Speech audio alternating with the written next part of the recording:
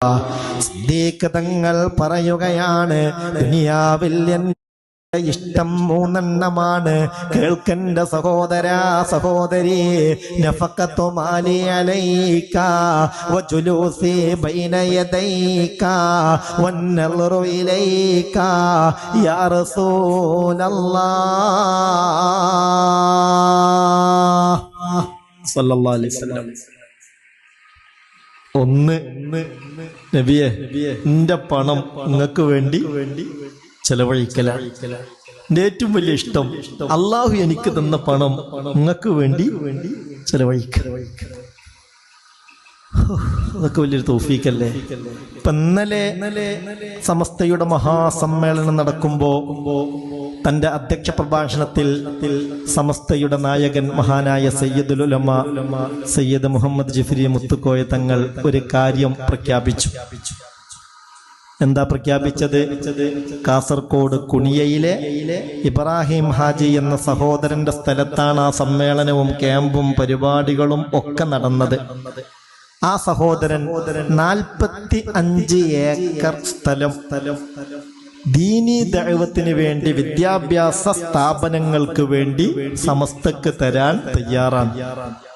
അത് ഞാനിതാ ഏൽപ്പിക്കുന്നു എന്ന് ബഹുമാനപ്പെട്ട ഇബ്രാഹിം ഹാജി എന്ന സഹോദരൻ പറഞ്ഞ വിവരം സയ്യിദുൽ ഉലമ പ്രഖ്യാപിച്ചു. ആ സഹോദരന്റെ സ്ഥലത്താണ് ക്യാമ്പുകളും സമ്മേളന പരിപാടികളൊക്കെയും നടന്നിട്ടുള്ളത്. മാത്രമല്ല, അവിടെ പങ്കെടുത്ത 10,000-കണക്കിന് ആളുകൾ ക്യാമ്പിൽ 3 ദിവസം 4 ദിവസം 5 ദിവസമൊക്കെ അവിടെ സംബന്ധിച്ചവർ ആയിരങ്ങളാണ്. ആ ആളുകൾക്കൊക്കെയും പ്രിയപ്പെട്ടവരെ ഭക്ഷണം ഈ സഹോദരന്റെ വകയായിരുന്നു.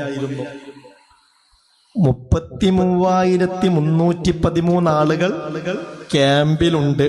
അതിന് പുറമെ ആയിരക്കണക്കിന് ആളുകൾ വികായ വളണ്ടിയർമാരായിട്ടുണ്ട്. മറ്റ് സേവനങ്ങൾക്ക് വേണ്ടി ആമിലയിലും അനുബന്ധമായി തൊലബയിലുമൊക്കെയുള്ള ആയിരക്കണക്കിന് പ്രവർത്തകരുണ്ട്. ഇവർക്കൊക്കെയും ഭക്ഷണം ആ സഹോദരന്റെ വകയായിരുന്നു. എന്നിട്ട് അതിന് ഒരു അവാർഡ് കൊടുക്കാൻ സമസ്ത തീരുമാനിച്ചിട്ട് അത് വാങ്ങാൻ പോലും ആ സ്റ്റേജിലേക്ക് ആ സഹോദരൻ വന്നില്ല. നിങ്ങൾ ആലോചിക്കുക. അള്ളാഹു ആ സഹോദരന് ബറക്കത്ത് ഏറ്റി കൊടുക്കട്ടെ. അവരാകെ ആവശ്യപ്പെട്ടൊരു കാര്യം, ഭാര്യയ്ക്ക് ചില അസുഖങ്ങളുണ്ട്, ഷിഫക്ക് വേണ്ടി ദുആ ചെയ്യണം. അല്ലാഹുവേ റബ്ബേ റഹ്മാനെ റഹീമേ ഗഫൂറേ ജവാദേ സത്താറേ ഫത്താഹേ വദൂദേ ഹഫീലേ മുഅ്മിനേ മുഹൈമിനേ മലിക്കേ ജബ്ബാറേ ഖുദ്ദൂസേ വഹാബേ മുതകബ്ബിറേ ശിഫാ നൽകണേ അല്ലാഹ്, റാഹത്ത് നൽകണേ അല്ലാഹ്. ഇതൊരു അല്ലാഹു തന്ന പണം അള്ളാന്റെ ദീനിനു വേണ്ടി ചെലവഴിക്കാനുള്ള ഒരു ഇഷ്ടം, അത് ഈമാന്റെ അലാമത്താണ്. മഹാനായ ഉസ്മാൻ ഇബ്നു അഫ്ഫാൻ റളിയല്ലാഹു അൻഹു പറയാണ്, ഏറ്റവും വലിയ സന്തോഷാണ് ഇത്ആമുത്തആം, ഭക്ഷണം കഴിപ്പിക്കുക. പിന്നെയോ വസ്വലാത്തു ബില്ലൈൽ. അതപ്പോ ഞാൻ പറഞ്ഞത്, ആ കുനിയയിലെ ആ ഇബ്രാഹിം ഹാജി എന്ന സഹോദരനൊക്കെ എത്ര പണം അതിനു വേണ്ടി ചെലവാക്കിയിട്ടുണ്ടാകും. ലക്ഷക്കണക്കിന് ആളുകൾക്ക് അല്ലേ ഭക്ഷണം കൊടുത്തതാണല്ലോ ആണ്. അതും രാവിലെയും ഉച്ചക്കും വൈകുന്നേരവും രാത്രിയും. എന്നിട്ട് അവിടെ വരുന്ന അതിഥികൾക്കൊക്കെ നട്സ് ഈത്തപ്പഴമൊക്കെ കൊടുക്കന്നെ. അദ്ദേഹം തങ്ങളോട് പൊതുസമ്മേളനത്തിന് വരുന്ന എല്ലാവർക്കും ഭക്ഷണം കൊടുക്കട്ടെ എന്ന് സമ്മതം ചോദിച്ചത്രേ. അവിടെ വന്നവർക്കറിയാലോ ആ കൂടിയ ജനത്തിന്റെ കണക്ക് എന്ന് പറഞ്ഞാൽ കണക്കാക്കാൻ കഴിയാത്ത ജനം. ആഗ്രഹമുണ്ട് എല്ലാവർക്കും. നിങ്ങൾ ആലോചിച്ച് നോക്കിയാണതൊക്കെ.